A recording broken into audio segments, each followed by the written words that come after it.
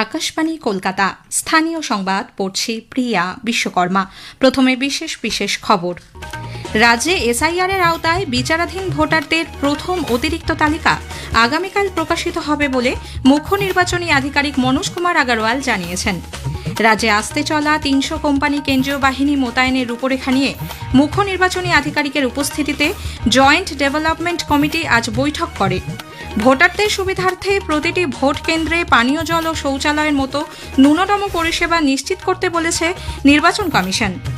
আম জনতা উন্নয়ন পার্টির ১৫৩ জন প্রার্থীর প্রথম তালিকা প্রকাশ। রাজ্যে ধীরে ধীরে জমে উঠেছে রাজনৈতিক দলগুলির প্রচারাভিযান। দুর্গাপুরে সরকারি দেওয়ালে রাজনৈতিক প্রচারের লেখা মুছতে গিয়ে তৃণমূল কংগ্রেসের হাতে নির্বাচন কমিশনের ২ কর্মীর আক্রান্ত হওয়ার অভিযোগ। ঘটনার নিন্দা বিজেপির। দীর্ঘ ৬ বছর পর আগামীকাল কলকাতা বিশ্ববিদ্যালয়ের বার্ষিক সমাবর্তন অনুষ্ঠান। বিভিন্ন রাজ্যের মধ্যে আচার ও সংস্কৃতির বৈচিত্র্য সত্ত্বেও ঐক্যই এদেশের মূল সুর বললেন রাজ্যপাল RN রবি। আজ সেই বিস্তারিত খবরে। রাজ্যে এসআইআর এর আওতায় বিচারাধীন বা অ্যাডজুডিকেশনে থাকা ভোটারদের প্রথম অতিরিক্ত তালিকা আগামীকাল বিকেলে প্রকাশিত হবে। রাজ্যের মুখ্য নির্বাচনী আধিকারিক মনোজ কুমার আগরওয়াল আজ সাংবাদিকদের বলেন, যাদের নথি যাচাইয়ের প্রক্রিয়া সম্পূর্ণ হয়েছে তাদের নাম এই তালিকায় অন্তর্ভুক্ত করা হবে। এরপর থেকে প্রতি শুক্রবার করে ধারাবাহিকভাবে অতিরিক্ত তালিকা প্রকাশ করা হতে পারে বলে কমিশন সূত্রে খবর।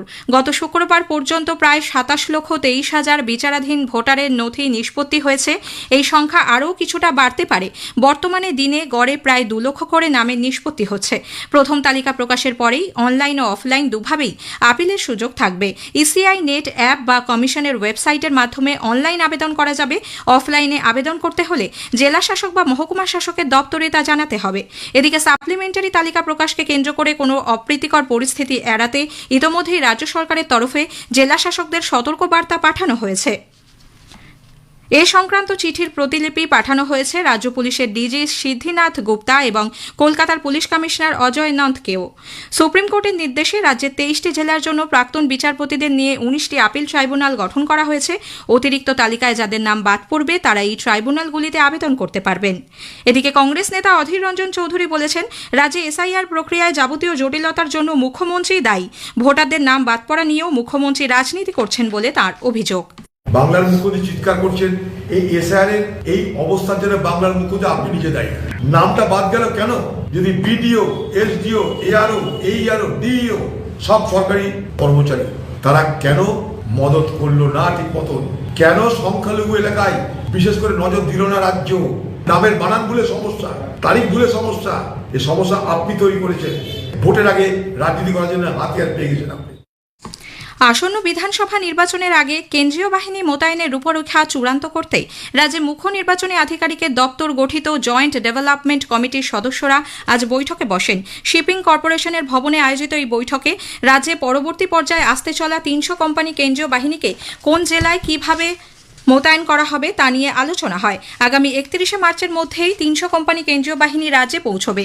৭ এবং ১০ই এপ্রিলের মধ্যে ধাপে ধাপে আরও ৩০০ কোম্পানি করে কেন্দ্রীয় বাহিনী রাজ্যে আসবে। এবারের বিধানসভা নির্বাচনে সব মিলিয়ে মোট ২,৪০০ কোম্পানি কেন্দ্রীয় বাহিনী মোতায়েন করা হচ্ছে।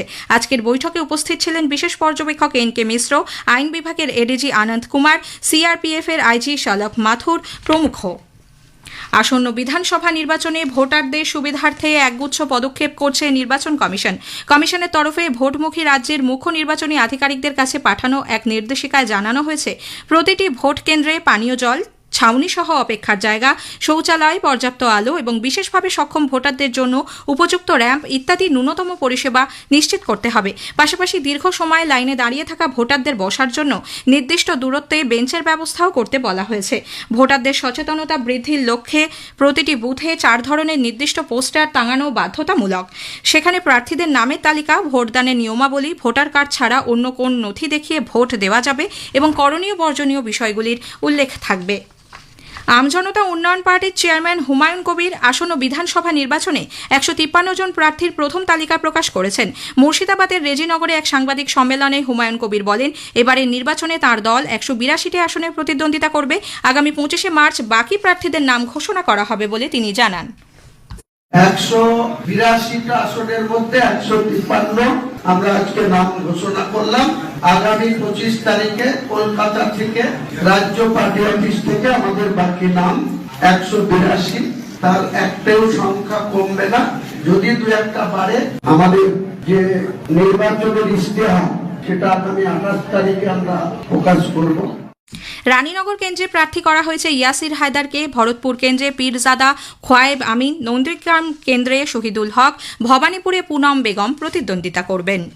বিধানসভা নির্বাচনে প্রার্থী তালিকা প্রকাশিত হওয়ার পরই শাসক দলের পক্ষ থেকে দলীয় প্রার্থীদের ওপর নানাভাবে চাপ সৃষ্টি করা হচ্ছে বলে বিজেপি অভিযোগ করেছে।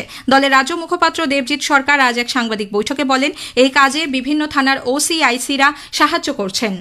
নির্বাচন এবং প্রার্থী তালিকা ঘোষণার সঙ্গে সঙ্গে প্রার্থী এবং অন্যদের উপর বিভিন্ন রকম ষড়যন্ত্র করার চেষ্টা করছেন। নির্বাচন কমিশনের কাছে আমাদের দাবি যে এই ধরনের নিচু তলার যারা পুলিশ কর্মী, ওসি, আইসি সহ বিভিন্ন থানা যারা কিনা নির্বাচনকে একটি প্রহসনে পরিণত করার ষড়যন্ত্রের সঙ্গে যুক্ত আছেন, তৃণমূলের একাংশের সঙ্গে হাত মিলিয়েছেন বা তৃণমূলে যারা ফ্রন্টাল অর্গানাইজেশন হিসেবে গণতন্ত্রের এই উৎসবকে কালিমালিপ্ত এবং কলুষিত করার চেষ্টা করছেন, আমরা তাদেরকে চিহ্নিত করতে বলছি, তাদেরকে নির্দিষ্ট ব্যবস্থা তাদের বিরুদ্ধে নেবার দাবি জানাচ্ছি নির্বাচন কমিশনের কাছে। বিধানসভা নির্বাচনের নির্ঘণ্ট ঘোষণার পর বিভিন্ন দলের প্রার্থীরা প্রচার শুরু করেছে। বিরোধী দলনেতা শুভেন্দু অধিকারী আজ পূর্ব মেদিনীপুরের নন্দীগ্রামের প্রচারে যোগ দেন। পশ্চিম বর্ধমানের আসানসোলে বিজেপি প্রার্থী অগ্নিমিত্রা পাল প্রচার সারেন। এক অনুষ্ঠানে তাঁর উপস্থিতিতে সিপিআইএম এর বহু কর্মী বিজেপিতে যোগ দেন। উত্তর 24 পরগনার নোয়াপাড়া বিধানসভা কেন্দ্রে বিজেপি প্রার্থী অর্জুন সিং ইছাপুর আনন্দমঠ অঞ্চলে জনসংযোগ করেন। তৃণমূল কংগ্রেস নেত্রী মুখ্যমন্ত্রী মমতা ব্যানার্জি আজ চেতলার অহিঞ্জ মঞ্চে কাউন্সিলর ও তাদের নেতাকর্মীদের নিয়ে কর্মী সভায় যোগ দিয়েছেন। আগামীকাল থেকে 5 দিনের টানা প্রচার কর্মসূচি শুরু করছেন মুখ্যমন্ত্রী। উত্তরবঙ্গ থেকেই এই প্রচারের সূচনা করবেন তিনি। দমদম উত্তরে সিপিআইএম প্রার্থী দীপশিতা ধর আজ বিরাটিতে প্রচারে যোগ দেন। পশ্চিম বর্ধমানের দুর্গাপুরে সরকারি দেওয়াল থেকে রাজনৈতিক প্রচারের জন্য লেখা মুছতে গিয়ে নির্বাচন কমিশনের 2 কর্মী আক্রান্ত হয়েছেন বলে অভিযোগ উঠেছে। করঙ্গপাড়ার পোস্ট অফিস পাড়ায় নির্বাচন কমিশনের নির্দেশ অনুযায়ী সরকারি ভবনের দেওয়ালে থাকা লিখন মোছার কাজ করছিলেন মহকুমা শাসকের দপ্তরের 2 কর্মী সূর্যকান্ত পাল ও বিট্টু গুপ্তা। সেই সময় কাজ শেষ করে গাড়িতে ওঠার সময় তৃণমূল কংগ্রেসের লোকজন তাদের মারধর করে বলে অভিযোগ। পরিস্থিতি নিয়ন্ত্রণে আনতে সেখানে পৌঁছয় কেন্দ্রীয় বাহিনী ও পুলিশ।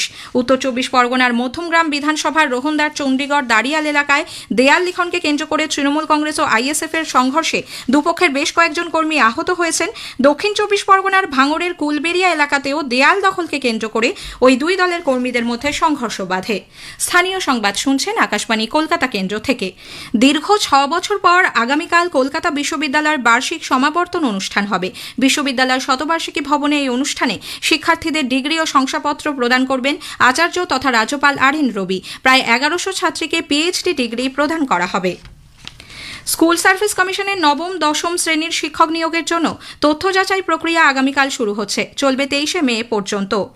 জেলার আঞ্চলিক দপ্তরগুলিতে বিভিন্ন বিষয়ে নবম দশম শ্রেণীর শিক্ষক পদপ্রার্থীদের তথ্য যাচাই করে ইন্টারভিউ প্রক্রিয়া চলবে। নবনিযুক্ত রাজ্যপাল আরএন রবি বলেছেন, বিকশিত পশ্চিমবঙ্গ গঠনের লক্ষ্যে সর্বস্তরের মানুষকে এগিয়ে আসতে হবে। লোকভবনে বিহার রাজ্য প্রতিষ্ঠা দিবস উপলক্ষে আজ এক অনুষ্ঠানে তিনি বলেন, দেশের রাজ্যগুলির মধ্যে আচার ও সংস্কৃতিতে বিভিন্নতা থাকলেও ঐক্যই এদেশের মূল সুর। তিনি শুধুমাত্র পরিবর্তনের সাক্ষী নন, একজন অংশীদার বলেও জানান রাজ্যপাল। প্রধানমন্ত্রী নরেন্দ্র মোদী পশ্চিম এশিয়া সংকটের জেরে পেট্রোলিয়াম, অপরিশোধিত খনিজ তেল, প্রাকৃতিক গ্যাস, শক্তি এবং সার ক্ষেত্রে উদ্ভূত পরিস্থিতি খতিয়ে দেখতে আজ এক উচ্চ পর্যায়ের বৈঠক করেন। এদিকে দেশে জ্বালানির কোনো সংকট নেই বলে সরকার ফের জানিয়েছে।